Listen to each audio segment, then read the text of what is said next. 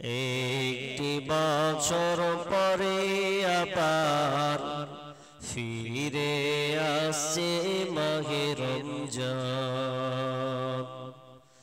মুমিনের হৃদয়ে পড়বে সারা, মুমিনের হৃদয়ে পড়বে সারা, উঠবে জেগে নতুন প্রাণ। একটি বছর পরে আবার ফিরে আসছে মাহে রমজান। একটি বছর পরে আবার ফিরে আসছে মাহে রমজান। আল্লাহ তাআলার তরে রোজা পালন করো হে গুনাহগার, নিজের হাতে দিবেন তিনি সিয়াম সাধনার পুরস্কার।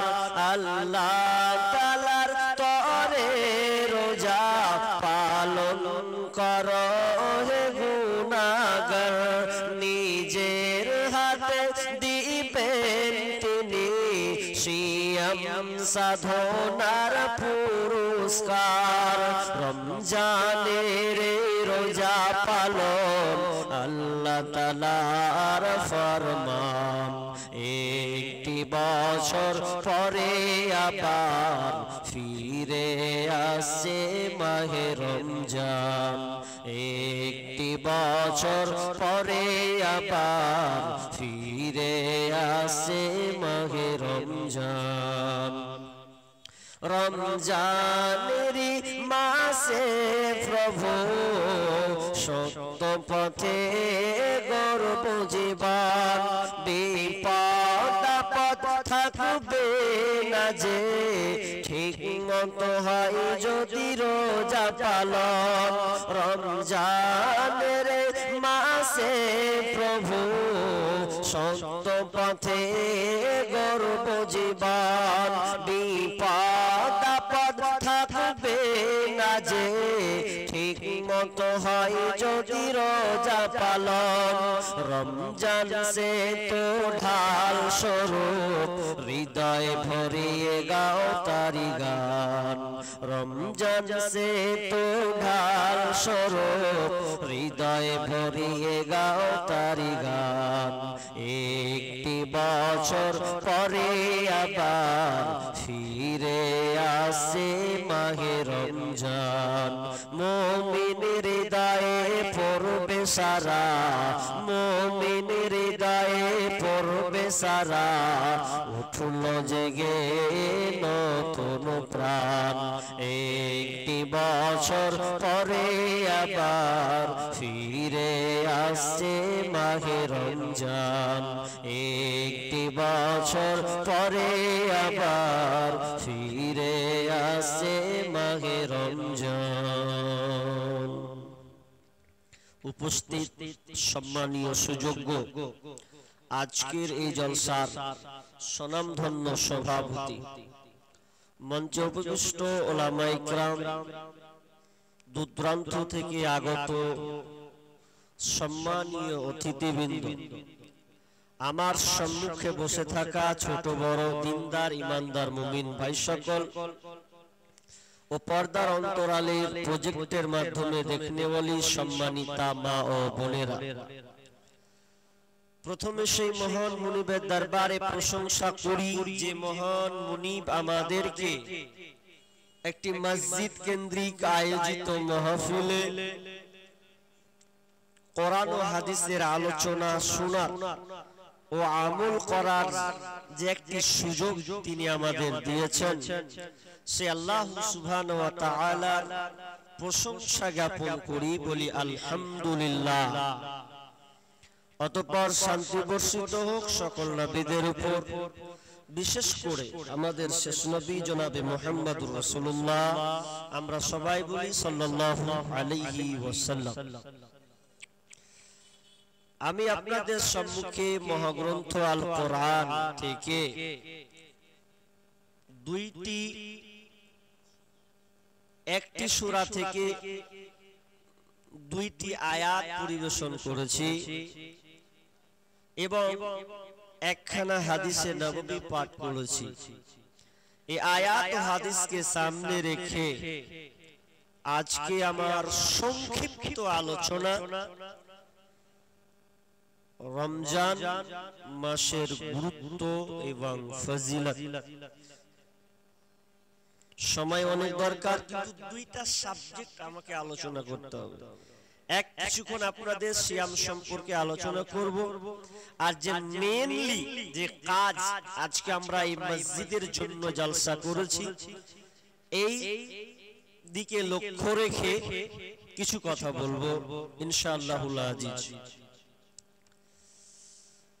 সামনে আমাদের রমজান মাস আসছে।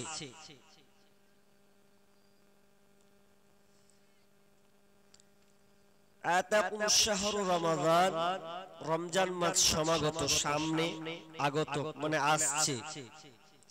এই রমজান মাসটা শাহরু মুবারক, মুবারাকা, এই রমজান মাসটা হচ্ছে বরকতময় মাস। তো এই মাস এত গুরুত্বপূর্ণ যে অন্যান্য মাসের চেয়ে ভিন্ন। আরবিতে 12টি মাস আছে, তার মধ্যে একটি গুরুত্বপূর্ণ মাস, সেটা হচ্ছে রমজান মাস।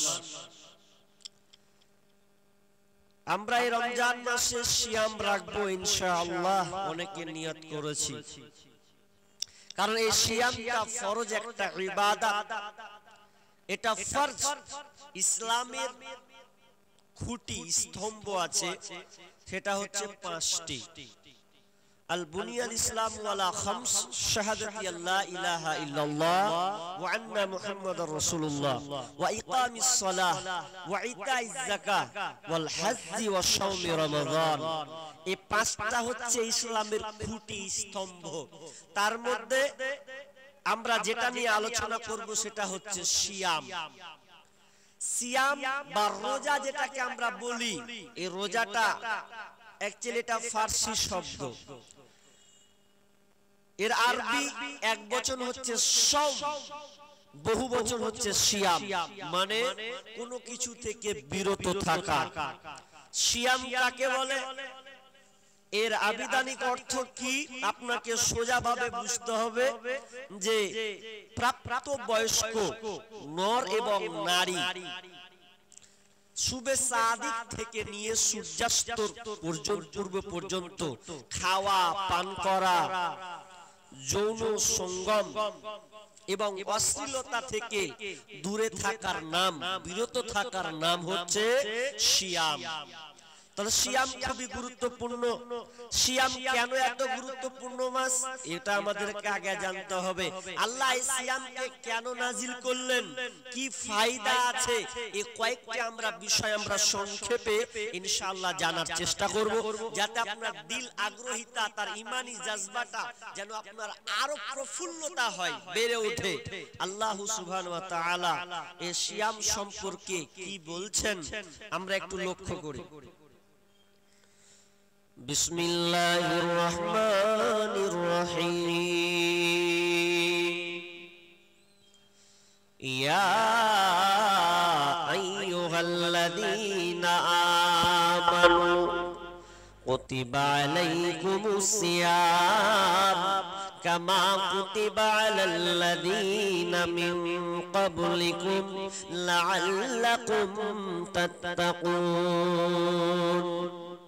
আল্লাহ রাব্বুল আলামিন ঈমানদারকে সম্বোধন করে বলছেন, ইয়া আইয়ুহাল্লাযীনা আমানু, হে ঈমানদারেরা, কুতিবা আলাইকুমুস সিয়াম, তোমাদের উপরে এই রমজান মাসের রোজাকে, সিয়ামকে ফরজ করা হলো। তোমাদের উপরে এই রমজান মাসের রোজাকে ফরজ করে দেওয়া হয়েছে।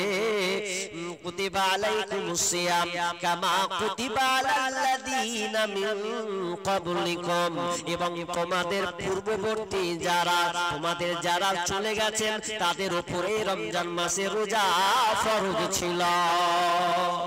শুধু আমাদের উপরে এই রমজান মাসে রোজাকে ফরজ করা হয়েছে তাই নয়, আল্লাহ আমাদেরকে স্মরণ করিয়ে দিয়েছেন তোমাদের উপরে যেমন রোজা ফরজ করা হয়েছে, শুধু তোমাদের উপরে নয়, পূর্ববর্তী তোমাদের খানদান যারা বংশ পরম্পর যারা নবী আউলিয়া তাদের উপরেও এই রমজান মাসের রোজা ফরজ ছিল। তবে এই রমজান মাসের রোজা কি তা এই আমাদের বর্তমান যেভাবে চলে সেরকম কি রোজা? না না না, এক একটা নবীর এক এক রকম সিয়ামের একটা নিয়ম জারি ছিল। যেমন নূহ আলাইহিস সালাম, নূহ আলাইহিস সালামের সময় রাসূল সাল্লাল্লাহু বলছেন নূহ আলাইহিস সালামের যুগে এই নবীরা তাদের সেই কম তার দলেরা রমজান রোজা রাখতো কেমন? তো ঈদুল ফিতর এবং ঈদুল আযহা বাদ দিয়ে তারা সারা বছরে রমজান এই আপনার কিনা সিয়াম পালন করত। শুধু তাই নয়, মুসা আলাইহিস সালামের জামানায় রোজাটা একটু ভিন্ন ছিল। বিশ্বনবী যখন মক্কা থেকে মদিনা হিজরত করলেন, হিজরত করার পর তিনি দেখতে পেলেন ইহুদিরা সিয়াম রোজা রাখছে। তাদেরকে জিজ্ঞাসা করা হলো যে তোমরা এই রোজাটা কিসের রোজা রাখছো? তারা উত্তর দিল এই দিনটা এত গুরুত্বপূর্ণ দিন যে এই মুসার কওম অর্থাৎ এই বনি ইসরাইলের কওমটাকে এই আপনার জালেম থেকে নিরাপত্তা দিয়েছে, তাদেরকে জালেম শাসক থেকে বাঁচিয়ে দিয়েছেন আর ওদেরকে মেরে আপনার কিনা তাদেরকে খালাস করে দিয়েছেন। এই জন্য এই গুরুত্বপূর্ণ একটা দিনের জন্য নবী মুসা সিয়াম পালন করেছেন, এই জন্য সে ইহুদিরা সিয়াম পালন করে। তাহলে মুসা যুগেরও আমরা রোজা দেখতে পেলাম। এভাবে করতে করতে যদি আপনি দাউদ আলাইহিস সালামের যুগে চলে যান, তাও দাউদ আলাইহিস সালামের সময় সিয়াম আল্লাহ বিষ্ণু বলছেন আল্লাহর কাছে প্রিয় রোজা ছিল এই দাউদ আলাইহিস সালামের রোজা। এই রোজাটা কেমন ছিল? একদিন রোজা রাখতেন, একদিন করে ছাড়তেন, একদিন রাখতেন, একদিন করে ছাড়তেন। শুধু নাই, এ করতে করতে করতে করতে ঈসা আলাইহিস সালামের পূর্বে তারপরে প্রমাণ পাওয়া যায় মারিয়াম আলাইহিস সালাম তিনি বলছেন ইন্নী নাজাতু লিল রাব্বিল ইন্নী নাজাতু লিল রহমানি সাওমান। মারিয়াম আলাইহিস সালাম বলছেন যে আমি আল্লাহর উদ্দেশ্যে মান্নত করেছি, অতএব আমি কারো সঙ্গে আজকে কোনো কথাই বলবো না। সূরা মারিয়াম 26 নম্বর আয়াত। তার মানে এতগুলো থেকে প্রমাণ পাওয়া যায় পূর্বের রোজার নিয়ম প্যাটার্ন একটা নিয়ম সিস্টেম ছিল, কিন্তু আমাদের মতন এই রোজাটা ছিল না।